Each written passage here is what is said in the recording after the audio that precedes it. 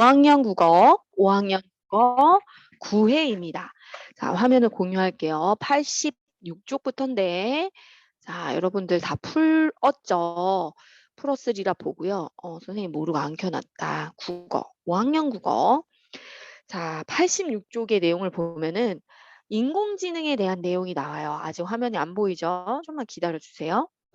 다시 해볼게요. 다시 시도. 됐다. 자, 끄려고 딱 하는 찰나에 끄고 다시 하려고 그랬는데.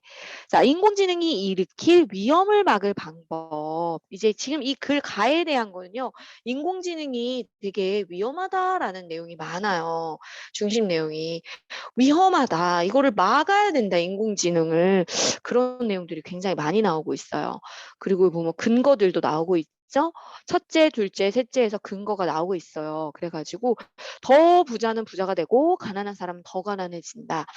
강한 나라가 약한 나라를 지배하기도 하고 그 다음에 너무 인공지능이 너무 발달해서 그 인공지능 로봇에게 우리 사람이 지배를 받을 수도 있다라고 했습니다.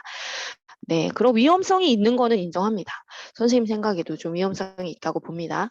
자, 11번에 글 1번의 중심 내용은 뭐냐면은 막을 방법을 생각해야 된다. 2번이었죠. 그 다음에 기억에 담긴 내용은 뭐였어요? 인공지능으로 엄청난 이득을 얻을 수 있다. 그리고 그렇지만 인공지능에 숨어있는 위험을 막을 방법을 깊이 연구해야 된다. 4번, 5번입니다. 이득은 많지만 위험도 있다. 그래서 제목으로 정하면 인공지능 개발에 따른 위험, 뭔가 부정적인 어두운 내용의 제목을 골라야 됩니다. 14번, 가장 많이 쓰인 단어가 인공지능, 위험, 지배, 우리를 지배받는다. 누구를 지배한다. 뭐 이런 내용이 많이 나왔어요. 그 다음에 주장을 딱 쓰면은 인공지능이 일으킬 위험을 알고 그를 막을 방법을 연구해야 합니다. 이렇게 쓸 수 있고요. 찾아서 그대로 써도 됩니다. 그 다음에 16번에서는 1번, 2번, 4번인데요.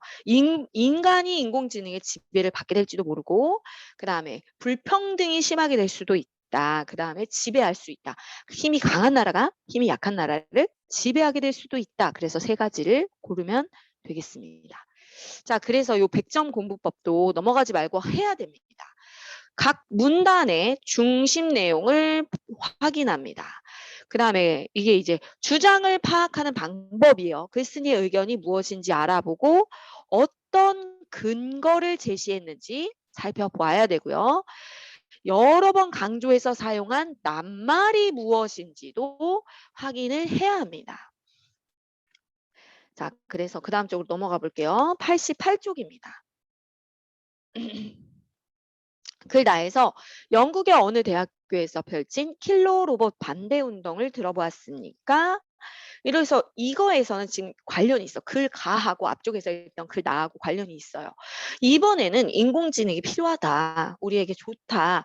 우리에게 희망이 된다. 이런 내용이 나오고 있는데요. 자, 근거가 되는 걸 먼저 보면은 첫째, 인공지능에 제대로 된 규칙을 부여하고 잘 통제하고 활용하면 인류의 삶은 더욱 편리하고 풍요로워질 거다. 좋은 점이 많다. 이 내용이 이게 근거가 딱 나와갖고 이게 17번에 관련된 내용이 되겠습니다. 잘 통제하면 좋다. 이런 거였고 둘째, 셋째, 일자리도 늘어나고 인공지능이 위험한 일을 하는 건 인공지능이 대신할 수도 있다. 그래서 우리에게 미래 희망을 준다. 마지막에 이렇게 주장이 나왔어요. 여기는. 자, 17번.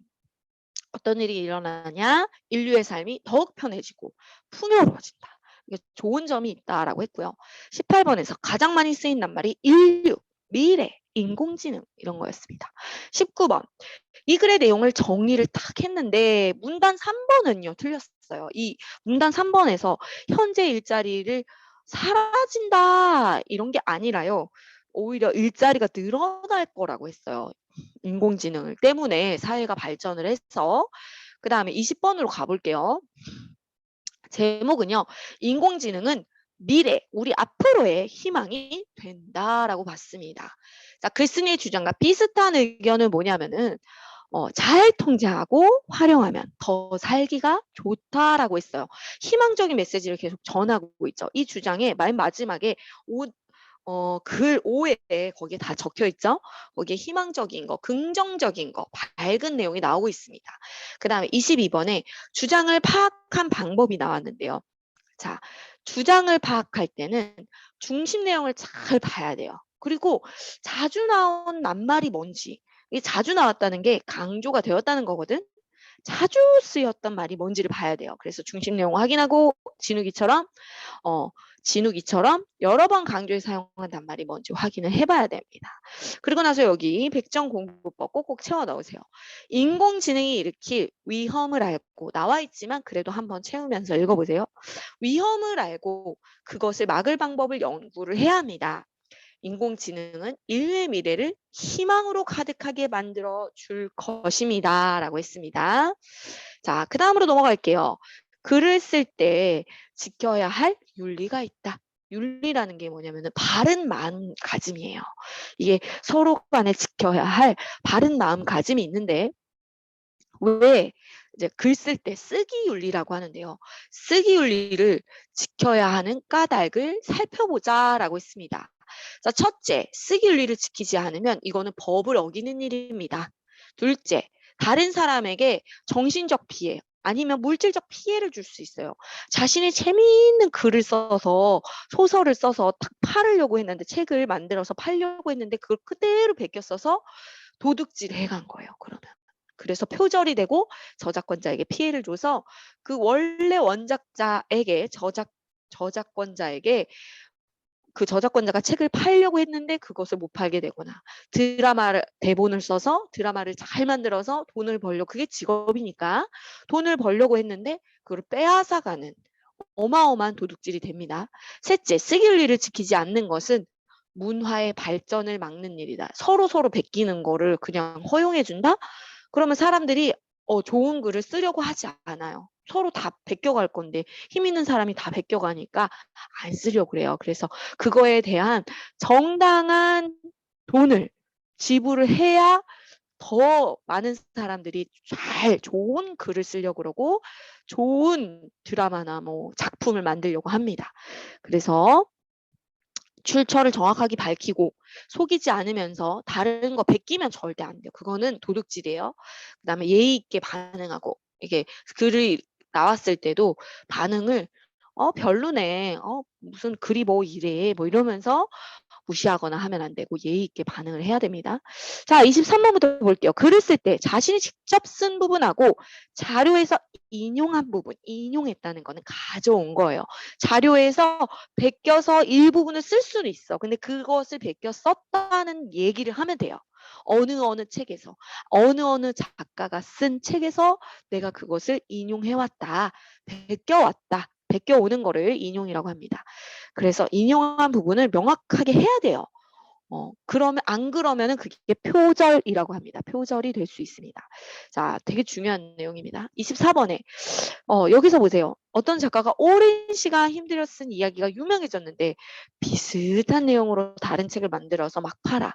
그러면은 그 원래 작가는 그만큼 돈을 못 벌게 되고 자기가 재밌는 얘기를 썼는데 비슷하게 더 싸게 팔아버리면은 사람들이 원래 작가가 손해를 보죠.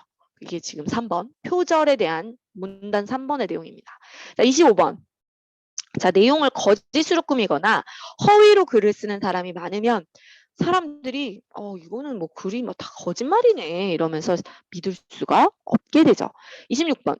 이 글에서 가장 많이 쓴 낱말 지키자. 쓰기 윤리 지키자. 이런 거였습니다.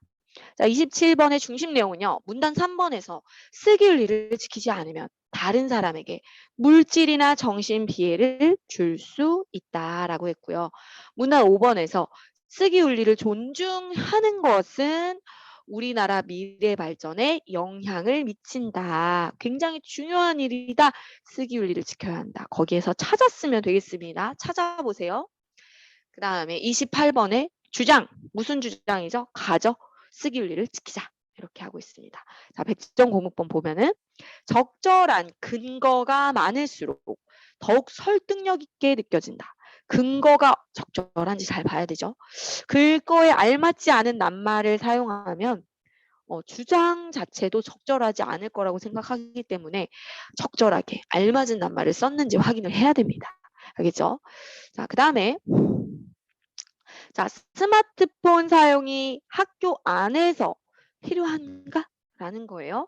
지금 여기가 필요한지 안 한지 그런 내용을 보고 있습니다. 근데 글 2번하고 글 3번에서 이제 주장이 서로 좀 달라요. 자, 2번에서는 금지해야 된다. 스마트폰 사용을 금지해야 된다. 그랬고 3번에서는 금지하면 안 된다. 뭐 근거들이 이렇게 촉촉촉 나오고 있어요. 그래서 여기를 보면은 문제를 보면요. 어떤 문제에 대한 거냐? 학교 안 스마트폰 사용에 대해서 글에 보면 나오죠. 그 다음에 글 2번에서는 금지해야 된다. 3번은 금지하면 안 된다. 자, 31번 기억을 주장하는 거는 금지하는 거. 학업에 방해가 된다. 공부하는데 방해가 되고요. 또 병에도 많이 걸릴 수 있다. 이거 거북목 증후군 뭐 이런 거 있잖아요. 선생님도 있긴 해요. 자, 32번은요. 기억을 뒷받침한다. 금지해야 되는 근거를 왜 근거가 여기에 보면은 집중하지 못하고 학업에 방해된다 그랬죠. 그거에 대한 자세한 내용이 뭐냐면 스마트폰 소리가 울리면 다른 친구들이 집중해서 뭘 풀고 있다가 소리가 떼레레레 울리면 너무나 깨져. 분위기를 딱 깨져. 자, 니은을 주장하는 사람. 금지하면 안 된다. 채연이죠. 올바르게 사용해서 규칙을 만들어서 하면 오히려 공부에 도움이 될 수 있다. 나머지 친구들은 용희라든가 하유리는 다 2번 글 기억과 관련된 거였고요. 니은의 주장에 알맞은 거는 채연이가 맞습니다. 그 다음에 34번에 쓰다. 스마트폰을 쓰다. 이렇게 글씨를 쓰다라는 게 아니라요. 여기서는 쓰다라는 거 사용하다에 대한 거죠. 그래서 이용하다, 사용하다, 가에 대한 내용입니다. 자, 그래서 백정공부법을 보면요. 학교 안에서 스마트폰 사용이 필요한가? 법으로 금지해야 된다. 이렇게 주장을 했었는데요. 반대에서는 올바르게 사용하도록 교육하면 된다라고 주장을 했습니다.